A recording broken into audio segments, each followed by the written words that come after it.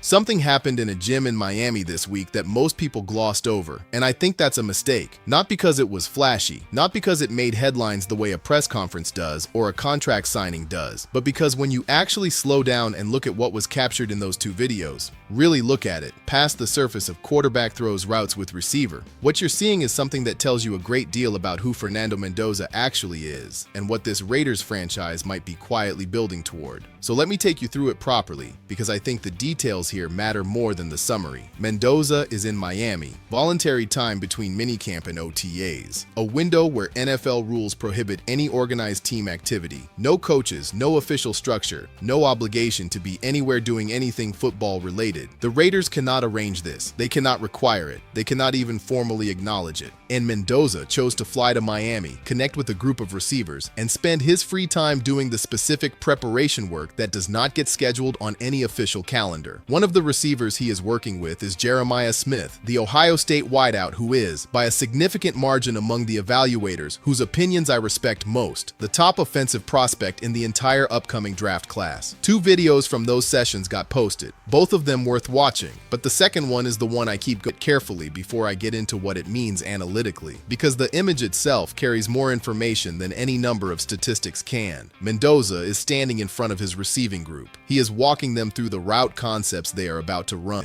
What I keep pausing on every single time I replay this is not one else in the frame. Every receiver in that group is locked in on him, completely. Nobody is glancing at a phone. Nobody is shifting their weight impatiently, waiting for the talking to stop so the actual throwing can start. They are paying the kind of attention that only surfaces when the person speaking has real earned authority, not just the nominal status that comes with a draft position or a roster designation. Mendoza is not raising his voice. He is not performing leadership for the camera that is clearly right there recording him. He is simply laying out what he needs from his guys, and his guys are absorbing every word with the body language of people who already believe the information is worth taking seriously. That quality, genuine room command at 22 years old, in a completely voluntary setting with players he has not taken a single official professional snap alongside, is among the rarest and most telling traits you can identify in a franchise quarterback evaluation. It is not something you can teach into a player or manufacture through organizational messaging. It either exists in a person or it does not. In Mendoza, watching that video, it clearly does. Now let me spend a serious amount of time on Jeremiah Smith, because his presence here is not just a cool detail, it is potentially one of the most significant subplots in the Raiders' long-term organizational story, and I think it deserves genuine analytical weight rather than the passing mention it's been getting. Smith is not a prospect in the hopeful, projectable sense. He is a conclusion.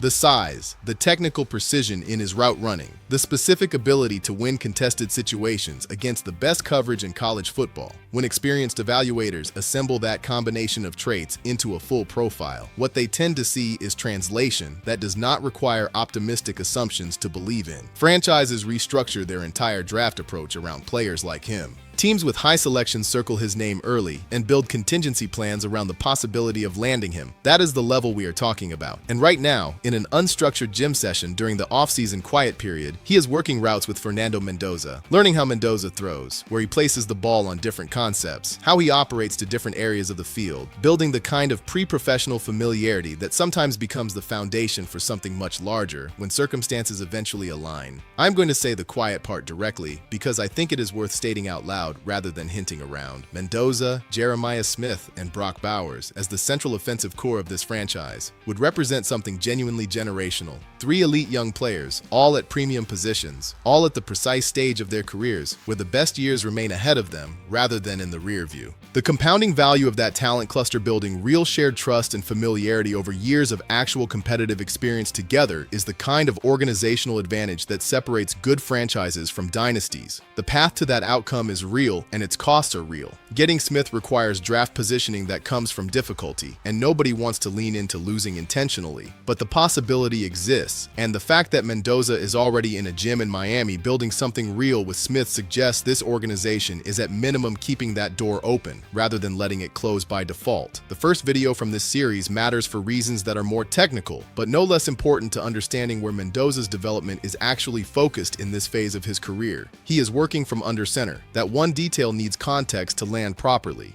Mendoza ran his college offense out of the shotgun on the overwhelming majority of his snaps at Cal and Indiana. The spread-based system was his environment, his comfort zone, the structural context in which every instinct and habit he has developed as a quarterback was formed. Kubiak's West Coast scheme operates meaningfully from under center, particularly on the play action and bootleg concepts that generate the cleanest pocket environments and most favorable throwing windows for a developing quarterback learning to trust a new professional system. The mechanical shift from predominantly shotgun operation to confident and efficient under center function is a documented developmental challenge for quarterbacks coming out of spread backgrounds. It is real work. The Raiders flagged it specifically during their evaluation process and communicated it to Mendoza as a priority in his early development. And what Mendoza did with that information, in the unscheduled, unofficial time between his first professional minicamp and the next organized session, was travel to Miami and work specifically on under-center operation, not the shotgun work where his existing comfort level is already high and the reps look good on video. The harder work, the adjustment, the thing his coaches told him matters, addressed immediately in whatever window was available, regardless of whether that window was official or personal. That is the kind of player you are dealing with. I want to bring in what came out of the Raiders' internal minicamp coverage because it adds organizational context to everything the Miami footage is showing you.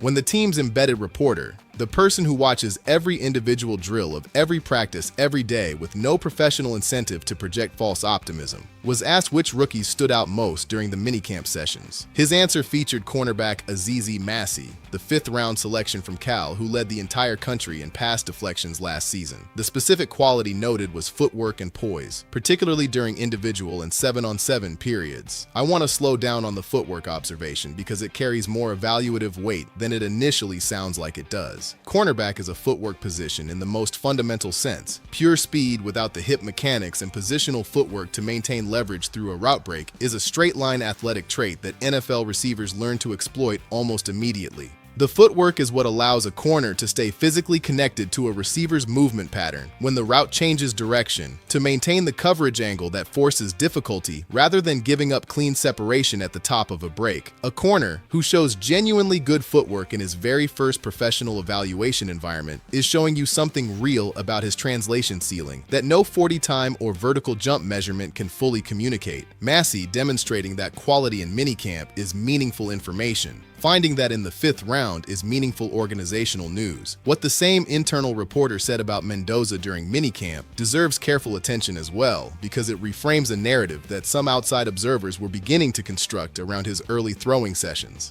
Mendoza was reportedly prioritizing his mechanics, specifically the under-center adjustment process for Kubiak's system, over producing visually clean throws in the drill environment. When you understand what that actually means, it is not a cautionary signal. It is the correct developmental choice for a first overall pick in his first organized team activities. A quarterback who optimizes his minicamp performance for the visual impression of clean, confident-looking throws by defaulting to his existing comfort zone is doing the wrong thing for his own development. He is performing for the short term rather than building for what matters. A quarterback who accepts temporarily messier looking work because he is using the minicamp environment to construct the mechanical foundation for operating in a structurally different professional context is making the right call. The willingness to look imperfect right now in order to build something right for September is not a character weakness. It is evidence of exactly the developmental intelligence that earned him the first overall selection in the first place. The right tackle competition coming out of minicamp is worth tracking because the early reporting raised threads worth following into training camp. DJ Glaze, the third-round pick with 31 consecutive starts of accumulated experience, enters camp as the acknowledged front-runner, and that organizational logic is straightforward and sound. Continuity at the offensive line carries compounding value in professional football systems, and a player who has actually started NFL games in this scheme should require his competition to genuinely beat him out rather than entering on level footing with players who have not yet faced that competitive standard.